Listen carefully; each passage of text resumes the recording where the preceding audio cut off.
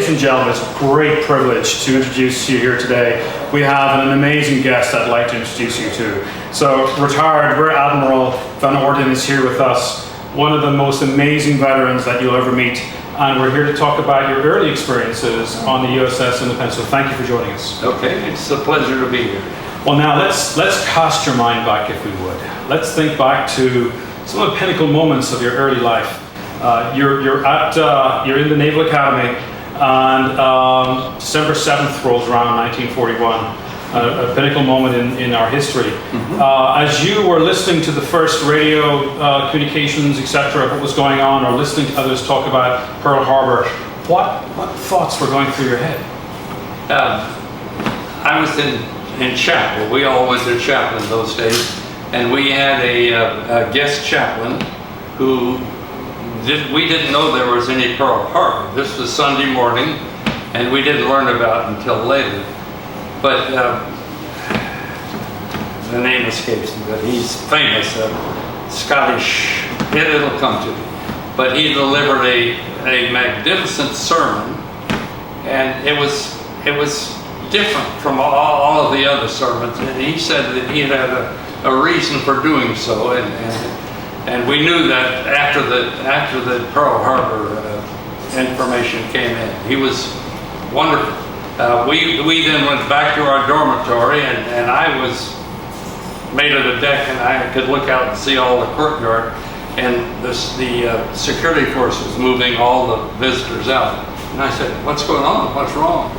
And someone called and said, "The Japanese attacked Pearl Harbor." That was my first moment. And that's an amazing, I mean, we think about what was happening in our country at that point in time. Yeah. We think about the isolation that we felt at that point in time from the rest of the world. And all of a sudden, the outside world had sort of intruded into our space, into our culture. And you're sitting there, ready to enter that world yourself, and you must be thinking to yourself, what are you going to do with these new skills that you've got? I mean, so what was the conversation around the rest room the next morning? How soon can we get out? All right. That was, we were more concerned about not finishing our 3 years in time to get in and finish it off. But so we made it. And you certainly did. So you joined an amazing crew on the USS Independence, fast light aircraft carrier built on top of a cruiser hull. Yep. Amazing technology and melding of technology. We needed the carriers, the flat tops as quickly as possible. So you get out there. What's your first memory of stepping foot on board? Well, my classmate Bill Watts and I went aboard together, and we were welcomed aboard, and then we'd no sooner gone to our stateroom when we had a message coming in saying the exec would like to talk with you. So we brushed up a little bit and went and see the exec, and he was a commander, an old fighter pilot, and he didn't waste any time. He said, "I'm glad to have 2 Academy boys aboard. We have marvelous officers, usually reserved, but it takes them a little longer to get acquainted with the bridge, and I know you 2 are ready to go. So I want to see you standing top watch in 6 weeks."